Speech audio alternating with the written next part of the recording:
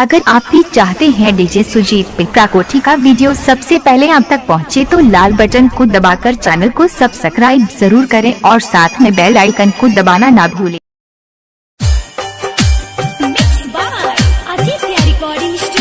Mix by DJ Sujit Pipra Kothi.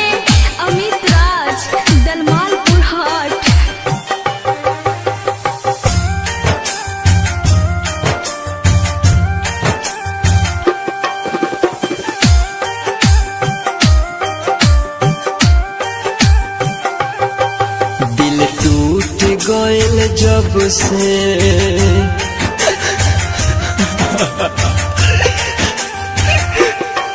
दिल टूट गयल जब से प्यार के नमवा से डरी। दिल टूट गयल जब से प्यार के नमवा से डरी। सुन यार दिले बा धोखा, सुन यार दिले बा धोखा, के करा पे भरोसा करी हो।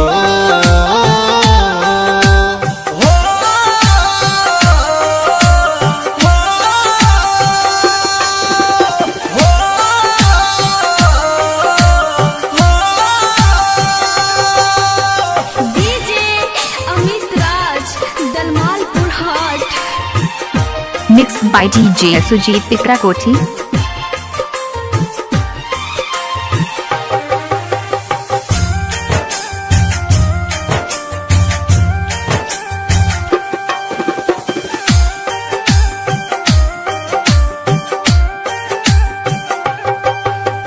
अखिया से निंदिया लूटल जब से साथ छूटल।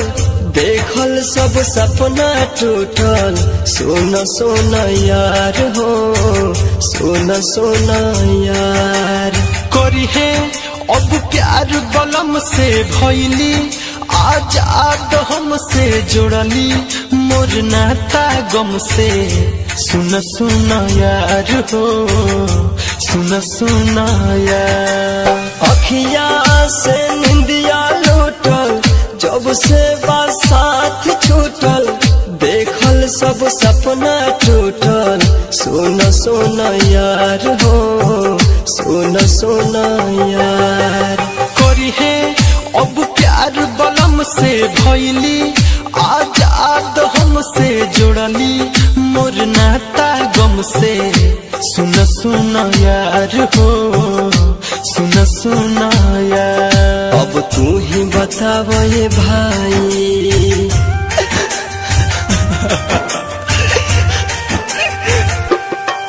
अब तू ही बताव ये भाई, जखम कैसे हम भरी।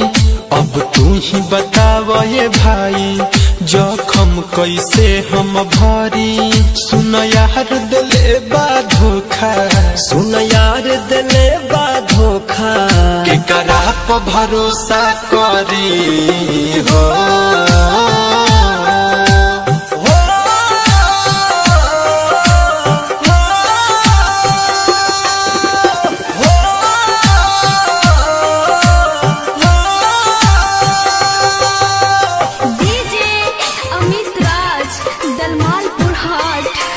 Mix by DJ Sujit Pipra Kothi.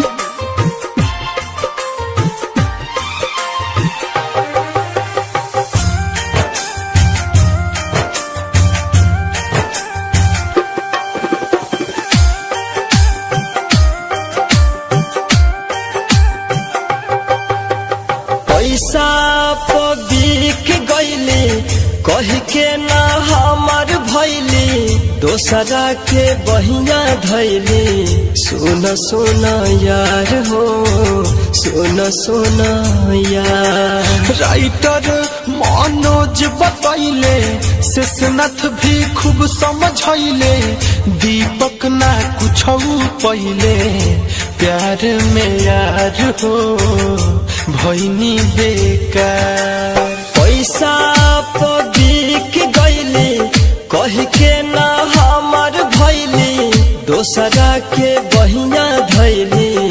सोना सोना यार हो, सोना सोना यार। राइटर मनोज बतैले, शेषनाथ भी खूब समझैले दीपक ना कुछ पहिले प्यार में यार हो भैनी बेकार। अब जाके सोचतानी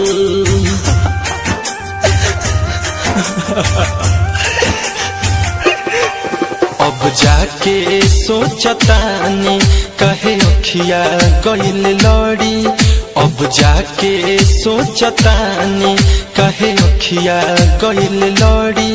सुन यार दिले बा धोखा, सुन यार दिले बा धोखा। केकरा पे भरोसा करी हो